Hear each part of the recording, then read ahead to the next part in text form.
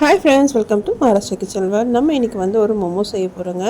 எனக்கு மோமோ செய்ய தெரியாது, இருந்தாலுமே நம்ம வீட்டில் பசங்க கேட்டுகிட்டே இருந்தாங்கன்னு சொல்லிட்டு எனக்கு தெரிஞ்சு நான் செஞ்சுருக்கேன். நீங்களும் இதுமாதிரி ட்ரை பண்ணி பாருங்கள். ஆனால் டேஸ்ட் வைஸ் பார்த்திங்கன்னா ரொம்ப நல்லாயிருக்கு. கண்டிப்பாக ட்ரை பண்ணுங்கள். யாராவது என் சேனலில் ஃபஸ்ட் டைம் பார்க்குறீங்கன்னா என் சேனலை சப்ஸ்கிரைப் பண்ணிக்கோங்க. இந்த சேனலில் பார்த்திங்கன்னா குக்கிங் வீடியோஸ் நிறைய போட்டிருக்கேன். என்னோடய ஃபஸ்ட் சேனல் இருக்குது, அது வந்து டிப்ஸ் அண்ட் ட்ரிக்ஸ் நிறைய போட்டிருக்கேன். வேணால் நீங்கள் செக் பண்ணி பாருங்கள். டிஸ்கிரிப்ஷனில் என்னோடய ஃபஸ்ட் சேனலோட லிங்க் நான் கொடுக்குறேன். கண்டிப்பாக ட்ரை பண்ணுங்கள்.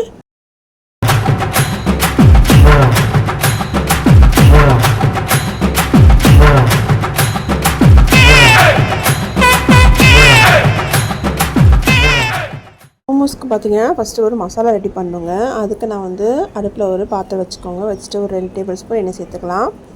சேர்த்துட்டு இதுக்கு தேவையான மசாலாஸ்லாம் சேர்த்துக்கலாம். அதாவது 2 லவங்கம் சேர்த்துக்கிறேன். கொஞ்சமாக வந்து கல்பாசி இருக்குல்ல, அதையும் நான் சேர்த்துக்கிறேன். சேர்த்துட்டு இதெல்லாம் பொரியட்டும். இது பொரிஞ்சதும் ஒரு சின்ன ஸ்பூனில் சோம்பும் சேர்த்துக்கிறேங்க.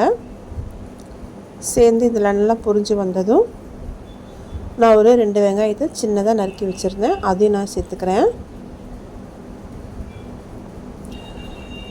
இதையும் சேர்த்துட்டு நல்லா நம்ம வதக்கிக்கலாம். வெங்காயம் பார்த்திங்கன்னா நல்லா வதங்கி வரட்டும். நம்ம மீடியம் ஃப்ளேமில் வச்சுக்கலாம். வச்சுட்டு நல்லா அதை நம்ம வதக்கி எடுத்துக்கலாம். வெங்காயம் வந்து பார்த்திங்கன்னா நல்லா வதங்கி வந்தாலே நமக்கு எல்லா டிஷ்ஷுமே சூப்பராக இருக்கும்.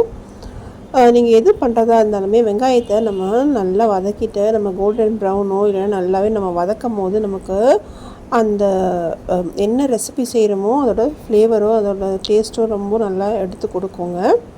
இப்போ பார்த்திங்கன்னா இதுக்கு தேவையான உப்பு, கொஞ்சமாக மஞ்சத்தூளும் சேர்த்துக்கிறேன்.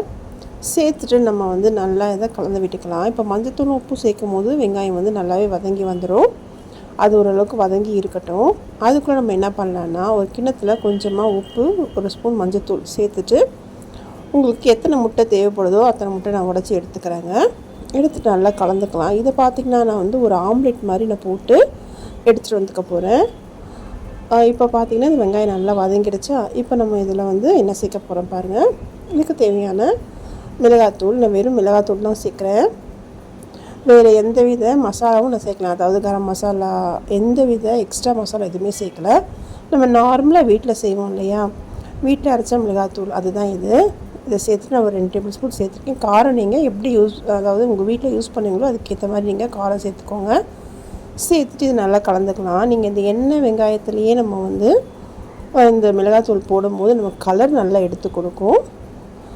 இது நல்லா வதங்கினதும் ஒரு தக்காளியை சின்னதாக கட் பண்ணி வச்சுருந்தேன், அதையும் நான் சேர்த்துக்கிறேன். சேர்த்துட்டு இது நல்லா கலந்துக்கலாம். இது மாதிரி இது பார்த்திங்கன்னா ரொம்ப சிம்பிளான ஒரு முட்டை தொக்கு மாதிரி தாங்க. நம்ம வீட்டில் செய்வோம் இல்லையா, அதே முட்டை தொக்கு தான். அதை நான் வந்து என்ன பண்ணியிருக்கேன்னா ஆம்லெட் மாதிரி போட்டு சின்னதாக கட் பண்ணி சேர்த்துக்கிறேன். ஏன்னா நான் வந்து மோமோஸ் உள்ளே நம்ம ஸ்டஃப் பண்ணி வைக்கணும் இல்லையா, அதுக்காக.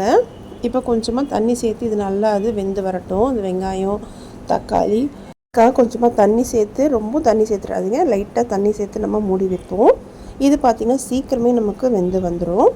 அதுக்குள்ளே வந்து இந்த மோமோஸ்க்கான மெயில் பாகம் நம்ம வந்து அந்த மாவை நம்ம ரெடி பண்ணிக்கலாம். அதுக்கு நான் வந்து 2 கப்பு வந்து மைதா எடுத்துருக்கேன்.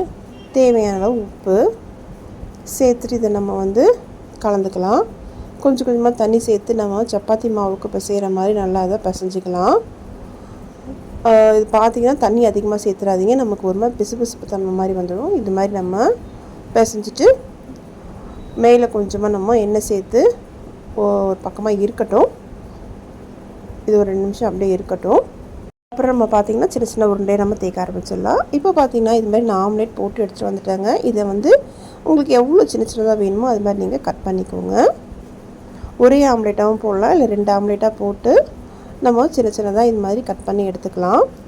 இப்போ பார்த்திங்கன்னா இந்த வெங்காயம் தக்காளி இந்த மசாலா பார்த்திங்கன்னா நல்லாவே நமக்கு வெந்து வந்திருக்கு. கரெக்டான ஒரு பக்குவத்தில் இருக்குது. இது இப்போது நம்ம இந்த முட்டையை நம்ம வந்து வச்சுருந்தோம்லே அதை நான் சேர்த்துக்கிறேன்.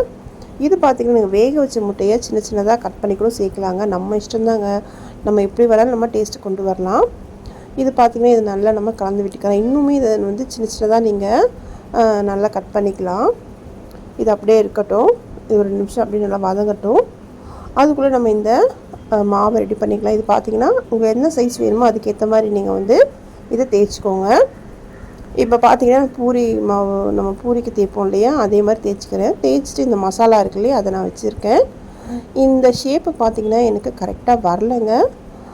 எனக்கு வந்தது நான் வந்து வச்சுருக்கேன். எனக்கு கரெக்டாக வரல. நான் ஃபஸ்ட் டைம் இது செய்கிறேன், அதனால் கரெக்டாக நமக்கு ஒன்றும் வரல. எனக்கு என்ன ஷேப் வந்துச்சோ அதை நான் செஞ்சு வச்சுருக்கேங்க. இது மாதிரி நீங்கள் பசங்க கேட்டாங்கன்றதுனால நம்ம செஞ்சோம். இருந்தாலும் நமக்கு டேஸ்ட் வைஸ் பார்த்திங்கன்னா ரொம்ப நல்லா வந்துச்சு. நெக்ஸ்ட் டைம் செய்யும் போது இது நல்லா கற்றுக்கிட்டு நம்ம உங்களுக்கு நான் வந்து கரெக்டான ஒரு இதில் செஞ்சு காட்டுறேங்க. இப்போ பார்த்தீங்கன்னா வேக வச்சு எடுத்தாச்சு.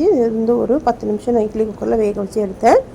சூப்பரான நமக்கு முட்டை மோமோஸ் ரெடி ஆகிடுச்சு. கண்டிப்பாக நீங்கள் உங்கள் வீட்டில் ட்ரை பண்ணுங்கள். ட்ரை பண்ணிவிட்டு உங்களோட ஃபீட்பேக் எனக்கு சொல்லுங்கள்.